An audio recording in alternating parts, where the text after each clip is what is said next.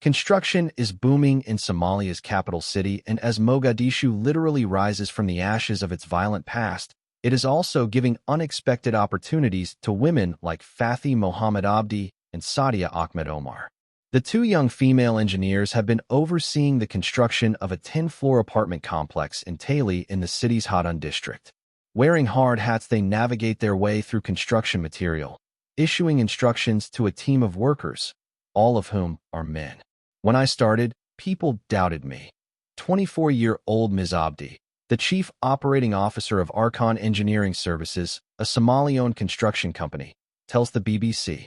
They would ask, how can we trust a house built by a woman? How can I trust my money and property with a young female engineer?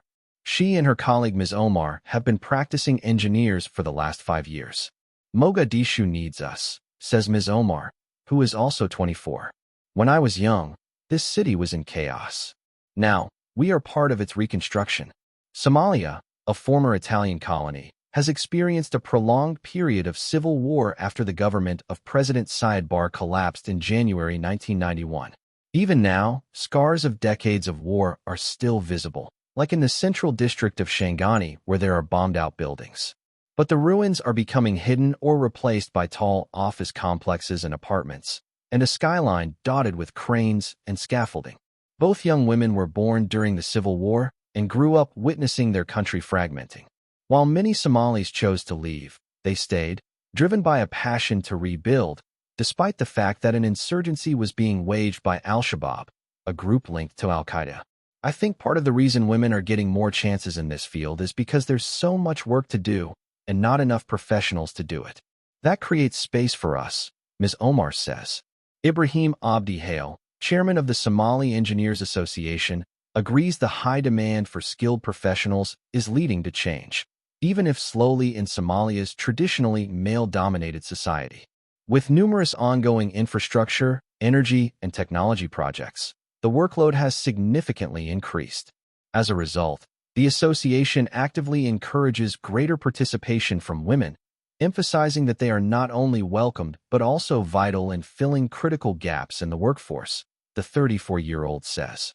The association believes that empowering women in engineering not only helps meet the growing demand, but also brings diverse perspectives and innovative solutions to the industry. According to the Office of the Mayor of Mogadishu, over the last 5 years, more than 6,000 buildings have been constructed, marking a significant change in the city's landscape. Security in Mogadishu has improved, leading to an increase in high-rise and commercial buildings, says Salah Hassan Omar, the mayor's spokesperson. Nonetheless, it has not been an easy path for Ms. Abdi and Ms. Omar, as only 5% of engineers are women, and they often find opportunities for mentorship are scarce. When I applied for internships, most companies rejected me, Ms. Omar recalls. They didn't think a woman could handle the physical demands of engineering. I searched for 3 months before someone finally gave me a chance. Today, the two are among the most recognized female engineers in Mogadishu, having overseen more than 30 multi-million-dollar projects. The city is now home to taller buildings and modern infrastructure, a stark contrast to the Mogadishu of the past, Ms. Abdi says proudly. But not everyone is pleased with the transformation. Veteran architect Sido Kabdul Bule laments the loss of the city's historical character. The buildings that once graced Somalia before the war were not only beautiful, but also attracted attention due to their Italian-style architecture, which was rare in Africa at that time, he tells the BBC. The urban planning of Mogadishu was highly structured. Mr. Bule also has safety concerns. The sand used in Mogadishu's buildings is salty, which undermines its effectiveness. Sand from Somalia's long coastline is often used to make cement, a practice that is generally discouraged and, in many circumstances, restricted by international building standards because the high salt content can cause the corrosion of steel. These tall buildings are not designed to withstand fire or heavy rain, and safety for the tenants is not considered during development. Many of these buildings lack fire extinguishers and proper electrical installations, he adds, visibly disappointed. He is wary of the pace at which buildings are being constructed, which he says is compromising quality control. For years, there were no regulations, leading to concerns about their structural integrity. Mr. Omar, from the mayor's office, admits this was the case until 3 years ago and says nothing can be done about those buildings.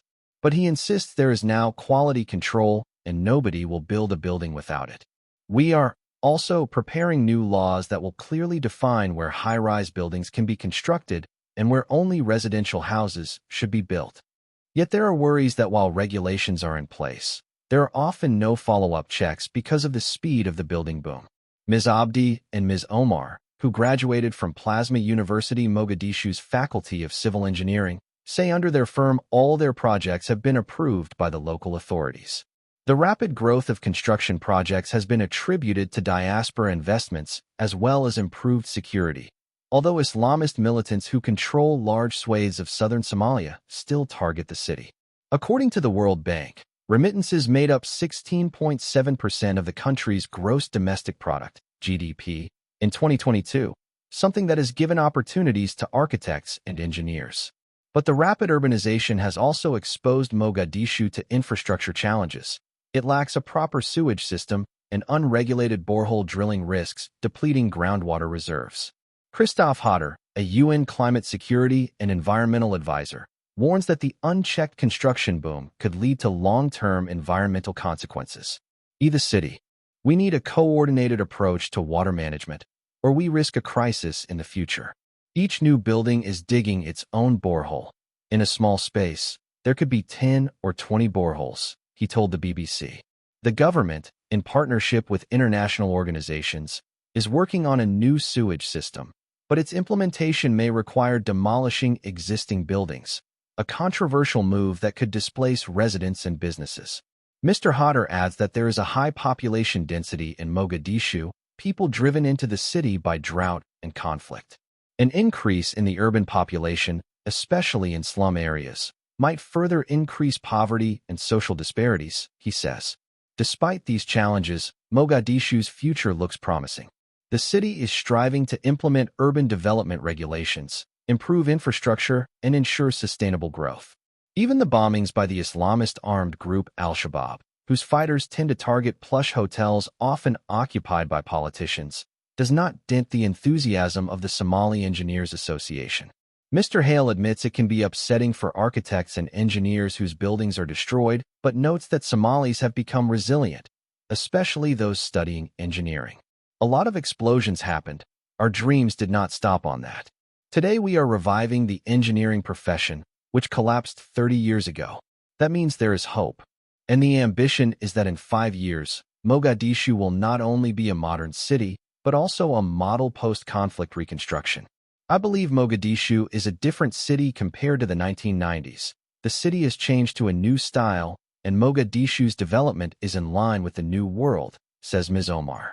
When I walk through the streets and see buildings I helped construct, I feel proud. We are not just building structures, we are building hope. Ms. Abdi agrees, adding, we are proving that women can not only design buildings, but also lead projects and